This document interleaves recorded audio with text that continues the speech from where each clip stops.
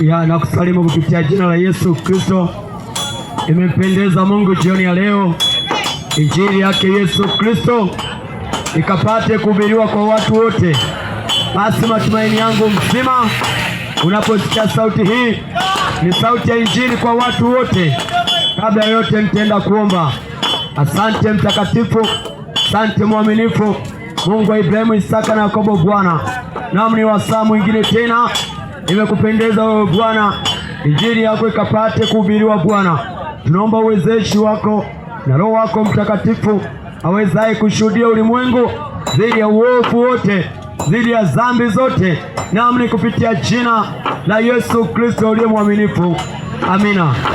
Ndugu yangu, popote unaposikia sauti hii, ni sauti ya injili yake Yesu Kristo yenye uweza katika mambo yote. Tunaenda kusoma kile kitabu cha Petro wa pili, ile sura ya 3 ule mstari wa 9. Naam, kinasomeka hivi kwa uwezo wa Mungu. Asema, Bwana hakawii kuitimiza ahadi yake kama wengine wanavyokudhani kukawia, bali huvumilia kwenu, maana hapendi mtu yeyote apotee, bali wote wafikirie toba. Maisha yanapoendelea, wengi wanaweza kazi yake ya kwa Yesu Kristo hayupo, ya kwa Yesu Kristo atarudi tena, ya kwamba Mungu pengine amejisahau. Maandiko yanatukumbusha kupitia kile kitabu cha waraka wa pili wa Petro ile sura ya 3 na ule mstari wa 9, ya kwamba Bwana yupo tena hakawii kuitimiza siku yake, hakawii kuitimiza ile siku ambayo anasema atakuja kulichukua kanisa lake, kama wengine wanavyokudhani ya kwamba anakawia. Lakini neno linasema la kwamba mpaka saizi Mungu ameachilia ya kwamba watu wote wa kila mahali wakafikirie toba, wakatubu, wakaachana na uovu, ili Bwana ajapokuja aione imani duniani. Hivyo ndugu yangu, huu ndio wakati wa kufikiria leo Bwana.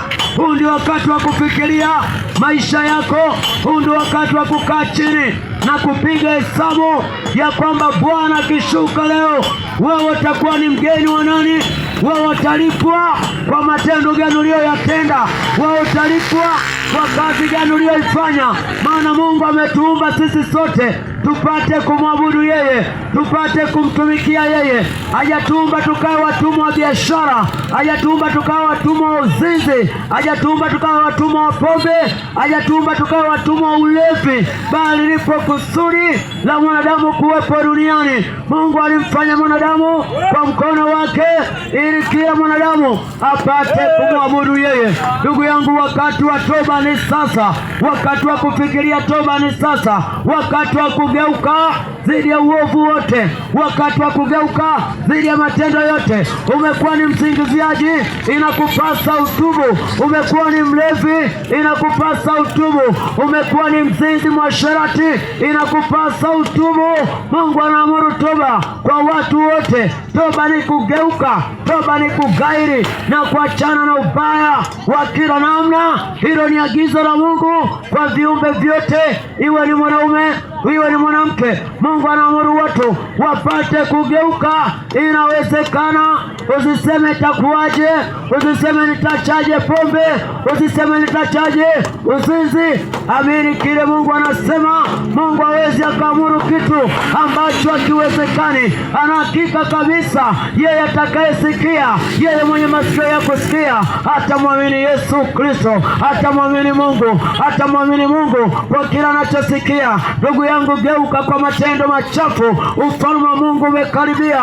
Inatupasa sote tutubu, inatupasa sote tuachane na mazingira yale tuliyokuwa tumeyazoelea. Yanaweza kuwa mazuri yenye kupendeza macho, lakini mbele ikani kilio na kusaga meno, mbele ikani majuto. Kwa nini ukajute wakati upo wa kuweza kuahirisha, wa kuweza kuachana nayo? Yesu Kristo pekee, yeye ndiye njia, kama maandiko asemavyo. Ukisoma kile kitabu cha Yohana 14 ule mstari wa 6 unaweka wazi ya kwamba Yesu Kristo ndiyo njia. Anasema mimi ndiyo njia ya uzima na kweli. Mtu hawezi akaenda kwa Baba, mtu hawezi akaenda mbinguni pasipo kupita njia ya Yesu Kristo. Yaani Kiswahili rahisi ni kwamba mtu hawezi akaenda peponi asipomwamini Yesu Kristo. Kila anachokisema Yesu Kristo anasemaje? Anasema tokea wakati ule alianza kuhubiri akisema, tubuni kwa maana ufalme wa mbinguni umekaribia. Yeye si mwongo, yeye si mwanadamu akasema uongo anaposema ufalme wa mbinguni umekaribia. Naam, ni kweli umekaribia. Mahali pengine anasema ya kwamba ninakwenda kwa Baba kuandalia makao ili nilipo na nyinyi muwepo. Ewe mwanadamu, yako makao mengine zaidi ya makao uliyoyazoelea. Yako maisha mengine zaidi ya maisha ya tabu na shida uliyoyazoelea, lakini ni mpaka pale utakapogeuka. Maana Mungu anatukizwa na dhambi, na sisi wanadamu tumetenda sana dhambi, lakini sasa Mungu anasema mtanisogelea pale tu ambapo mtatubu, pale mpaka mtakapobadilika, pale ambapo mtaamini kile kinachosema, mtaamini Injili inavyosema. Injili ndio inambadilisha mtu, Injili ndio inaweza kubadilisha. Wazazi wako wameshindwa kubadilisha, mwalimu wako alishindwa kubadilisha tabia chafu, lakini Yesu pekee, ukimwamini Yesu Kristo, yeye ndiye ana mamlaka, yeye ndiye ajuaye moyo wako, yeye ndiye ajuaye mawazo yako. Ndipo anasema na kila mtu, yeye mwenye masikio ya kusikia akapate kusikia. Maana nyakati zimekaribia, ni wakati wako wa kugeuka, ni wakati wako wa kutubu, ni wakati wako wa kufanya ibada.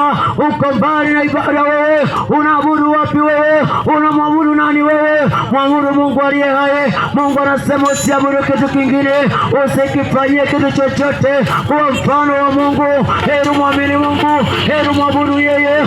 Usiabudu machimbo, usiabudu biashara, usiabudu mapenzi, usiabudu kitu chochote, usiabudu ndoa. Anayestahili kuabudiwa ni Mungu, anayestahili kuabudiwa sio mume, sio mke, ni Mungu aliyemwezeshi. Yeye ndo anasema muwe na Mungu mmoja tu ambaye ndo yeye. Tena anasema umpende yeye, umwamini yeye, umtumikie yeye. Lakini watu wamekuwa ni watumwa wa biashara, Monday mpaka Tuesday, yani Jumatatu mpaka Jumatatu wewe unawaza tu biashara. Hauna muda wa kumwaza Mungu, hauna muda wa kumshukuru Mungu zidi ya wema wake. Mungu ni mwema sana kwetu, Mungu ni mwema kwa watu wote. Anahitaji shukrani, anahitaji kuabudiwa. Wa kumwabudu Mungu ni mimi na wewe, wa kuabudu Mungu ni wewe, wa kuabudu Mungu ni mimi. Tugeuke Bwana kwa pamoja, tugeuke kwa matendo machafu. Geuka dhidi ya dhambi zote, geuka dhidi ya ulevi, geuka dhidi ya uchawi, geuka dhidi ya uzinzi, geuka dhidi ya utapeli. Fanya biashara za halali, ndiyo mapenzi yake Bwana. Umgeukie yeye, yeye yuko tayari kumpokea yeyote yule ambaye anamwamini. Anasema dhambi zenu hata zingekuwa ni nyekundu kama bendera, nitazisafisha, zitakuwa nyeupe kama theluji. Wakati wa kusafishwa ni sasa, wakati wa kumgeukia Bwana ni sasa.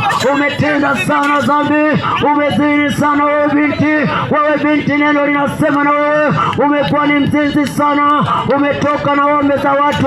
Geuka dhidi ya dhambi hiyo, utahukumiwa, utahukumiwa. Wewe kijana umekuwa na michepuko sana, umemchiti sana mkeo, geuka dhidi ya hiyo dhambi, hukumu ya Bwana inakuja. Heri ukaamini Injili. Yesu Kristo akubadilishe. Wachane na tamaa, wachane na tamaa. Imeandikwa usitamani mke wa mwenzio lakini wewe umetamani utakuwa ni mgeni wa nani usipotubu, usipogeuka. Tubuni na kuiamini Injili, wakubwa kwa wadogo, tubuni kuamini Injili. Ni wakati sasa, wakati uliokubalika ni sasa. Imani chanzo chake ni kusikia, na kusikia huja kwa neno la Kristo. Neno la Kristo linasema na wewe, neno la Kristo linasema na wewe ya kwamba ubadilike. Neno ndio linabadilisha. Kile ulichosikia ndicho ukakitende, kile ulichokisikia ndicho ukakiamini, naye Bwana atakuacha. Anasema yeye mwaminie Bwana hataachwa milele. Yeye mwaminie Bwana ni kama mlima Sayuni, hautatikisika milele. Wakati wa kumwamini Bwana ni sasa, wakati wa kugeuka ni sasa, wakati wa kutubu ni sasa, wakati wa kuachana na matendo mabaya. Yapo matendo yamekuwa ni siri yako, hakuna anayejua. Nataka nikwambie, Mungu anajua matendo yako, hata aliyo sirini. Mungu anajua kuwaza kwako, hata unayowaza sasa, unayokusudia kuyatenda, Mungu anayajua. Ikiwa ni machafu, heri ukagairi; ikiwa ni machafu, heri ukaachana nayo, maana mshahara wa dhambi ni mauti.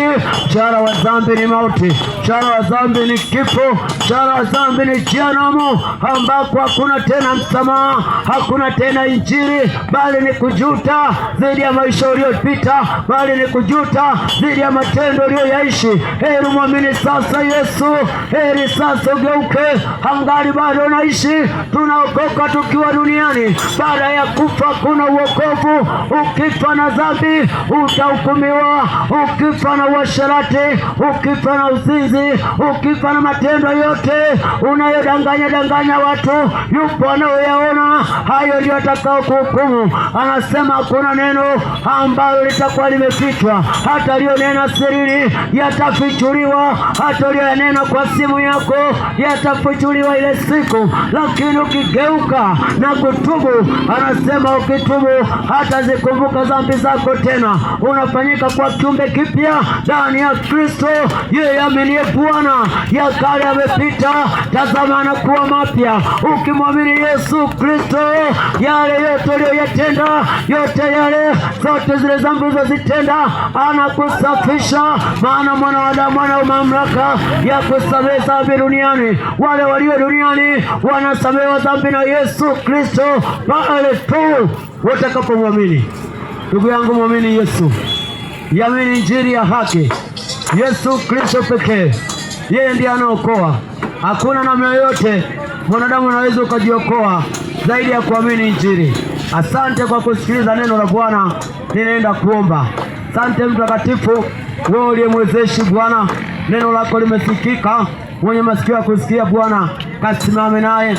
Roho wako Mtakatifu pekee anayeshuhudia watu wote wakapate kugeuka dhidi ya uchafu wote Bwana, akatende kazi sawa sana neno lako. Naam, ni katika jina la Yesu Kristo tunaomba na kuamini. Amina.